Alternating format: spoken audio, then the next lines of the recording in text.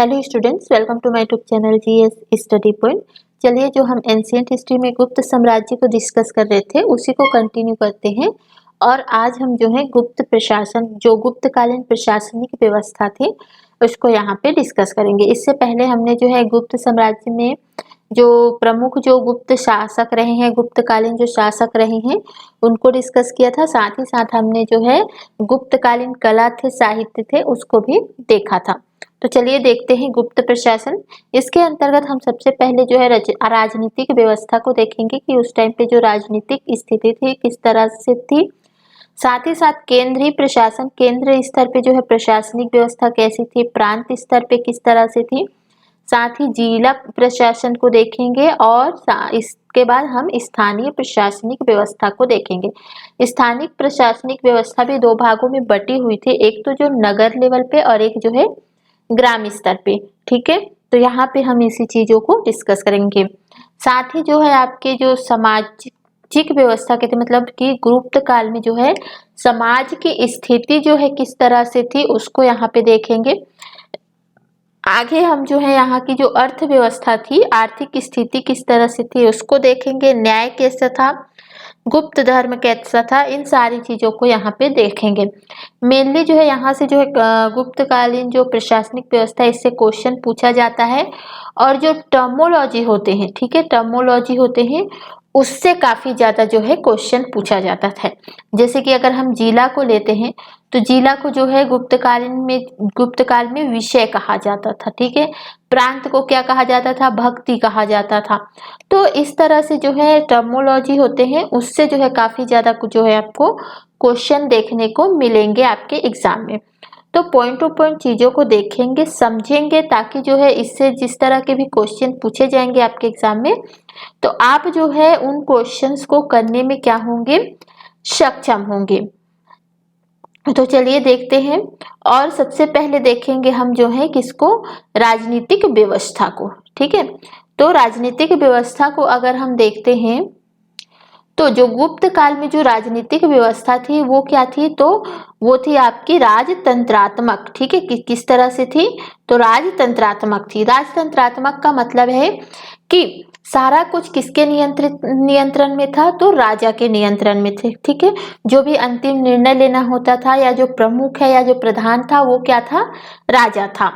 तो इसमें जो है प्रमुख जो है जैसे कि आपके न्यायपालिका है, व्यवस्थापिका है और कार्यपालिका है, इन सब का प्रमुख भी कौन होता था, तो कौन था, राजतंत्रात्मक था। अभी आप देखेंगे तो अभी जो है वर्तमान स्थिति में जो है व्यवस्था, राजनीतिक व्यवस्था कैसी है, तो लोकतंत्रात्मक है। लेकिन गुप्त काल में जो थी वो क्या थी, राजतंत्रात्मक थी। ठीक है, आगे देखते हैं। राजा को जो है दैवी अधिकार रखता था, मतलब देवता के समान जो है राजा को उस टाइम देखा जाता था। नेक्स्ट जो है कि गुप्तों की जो शासन व्यवस्था थी वो पूरी तरीके से मौलिक नहीं थी। ठीक है, उसमें जो है मौर्यों से, सातवाहन से, शकों से, कुषाणों से जो है प्रशासन की विधियों का समावेश था।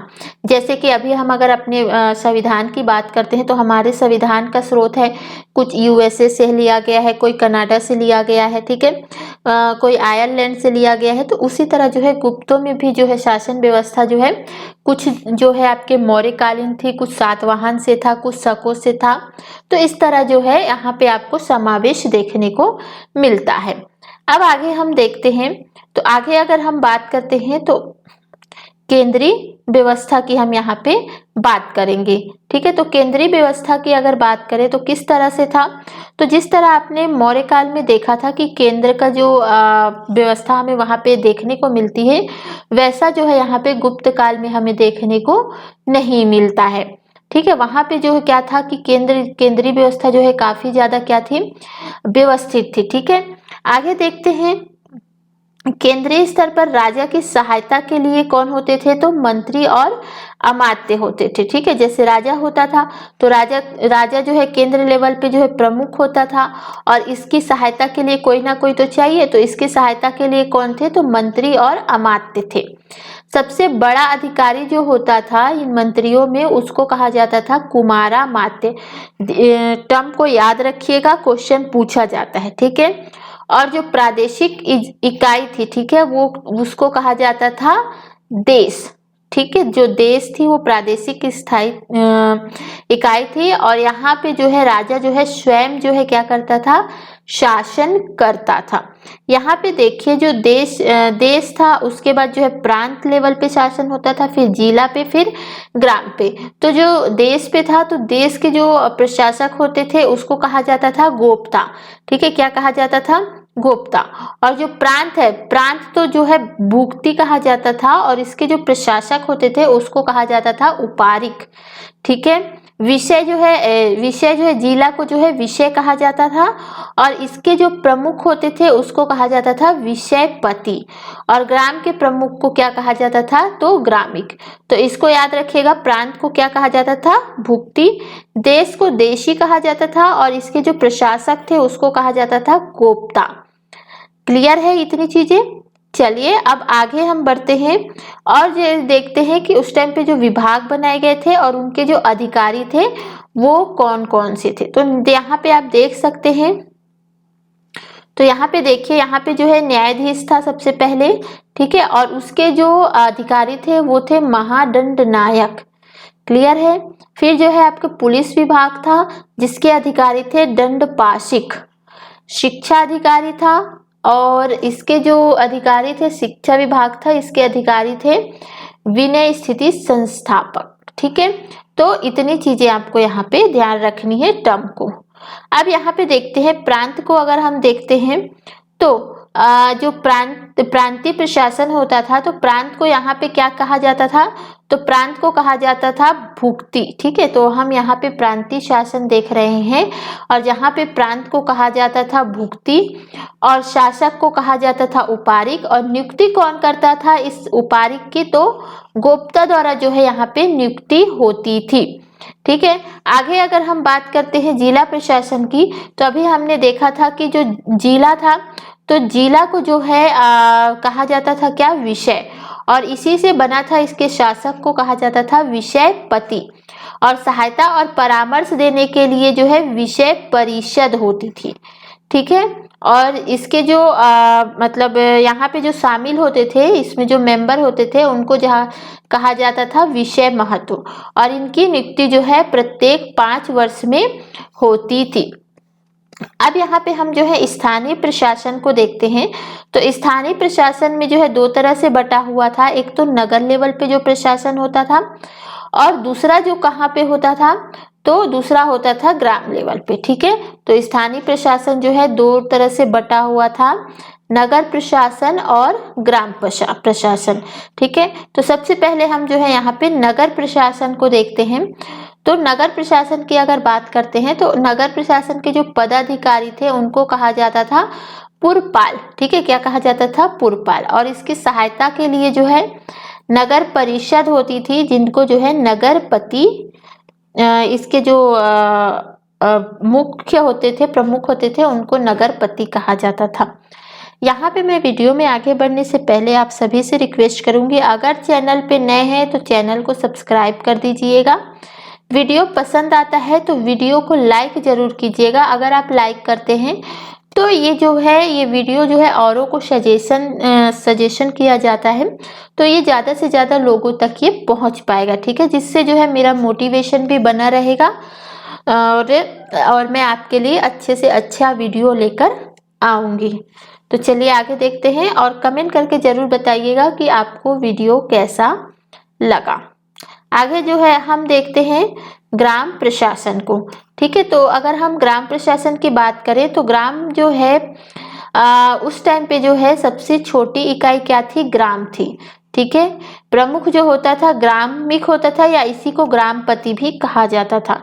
सहायता के लिए जो है ग्राम पंचायत होती थी और ग्राम समूह मतलब बनाया जाता था, उसको कहा जाता था पेट। अगर पूछा जाता है गुप्त काल में जो है पेट क्या था, तो वो जो है ग्रामों का जो है एक समूह था, ग्रुप था। क्लियर है। अब आगे देखते हैं और देखेंगे हम जो है आपके गुप्त काल में जो है समाज कैसा था, ठीक है। तो गुप्तकालीन अगर हम सामाजिक व्यवस्था की बात करते हैं तो जिस तरह हमने मौर्यों के टाइम पे देखा था, अगर हम गुप्त समाज की बात करते हैं तो जो मौर्यों के टाइम पे हमने देखा था तो वैसे ही जो है वर्ण व्यवस्था यहाँ पे देखने को मिलती है। लेकिन मौर्य काल में जो है वर्ण व्यवस्था इतनी जटिल नहीं थी जितनी जटिलता जो है गुप्त काल में हमें देखने को मिलती है। ठीक है, तो वर्ण व्यवस्था 4 भागों में बटा हुआ था। सबसे सर्वोच्च जो है आपका ब्राह्मण होता था, फिर क्षत्रिय, फिर वैश्य और फिर शूद्र होता था। यहाँ पे एक ध्यान रखिएगा, एक है कायस्थ जाति का उदय हुआ था। नई जाति थी कायस्थ जाति, ठीक है, शूद्रों की ही उपजाति थी, तो इस जाति का उदय पूछा जाता है कि कायस्थ जाति जो है कब देखने को मिलता है, तो वो जो है आपके गुप्त काल में देखने को मिलता। स्त्रियों की स्थिति जो है बहुत ज्यादा मतलब मौर्य काल की कंपेयर करें तो स्त्रियों की स्थिति में काफी ज्यादा जो है गिरावट देखने को मिलती है। मतलब स्त्रियों की स्थिति जो है इस टाइम पे अच्छी नहीं थी।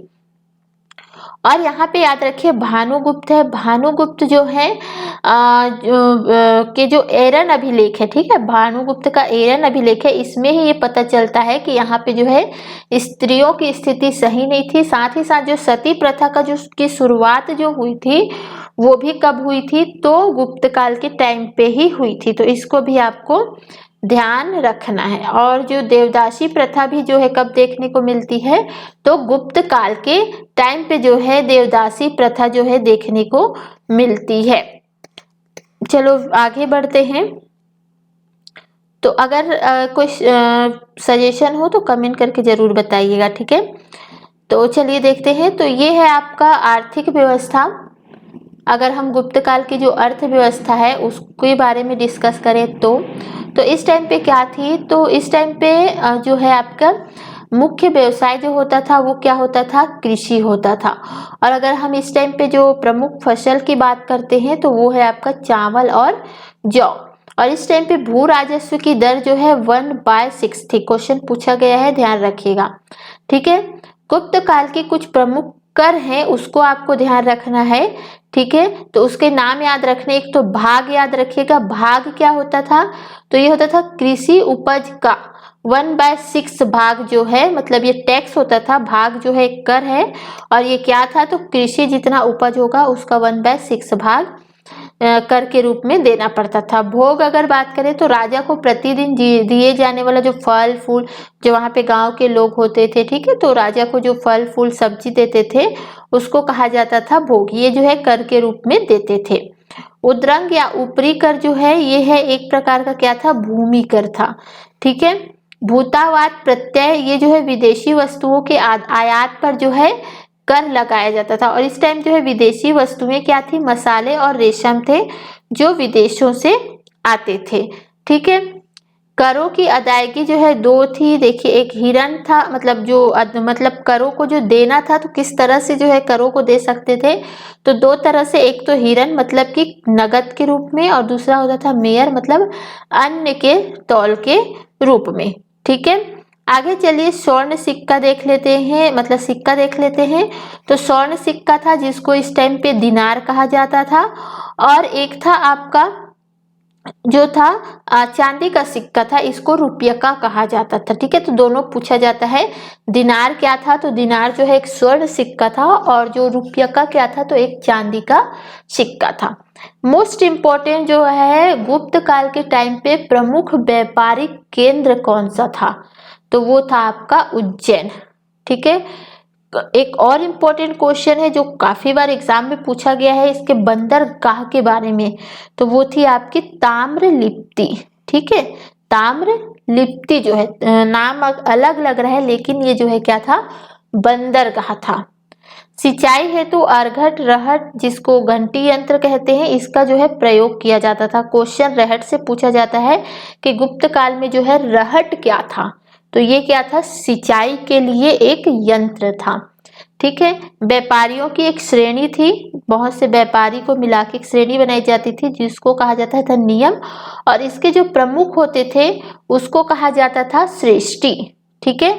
तो इन दोनों चीजों को याद रखिएगा, काफी क्वेश्चन जो है यहाँ से पूछे जाते हैं, ठीक है। तो चलिए वीडियो यहीं खत्म करते हैं। ये रहा जो है आपका गुप्त काल की जो चीजें थी, और बाकी जो है हम आपको नेक्स्ट वीडियो में डिस्कस करेंगे गुप्तोत्तर काल को।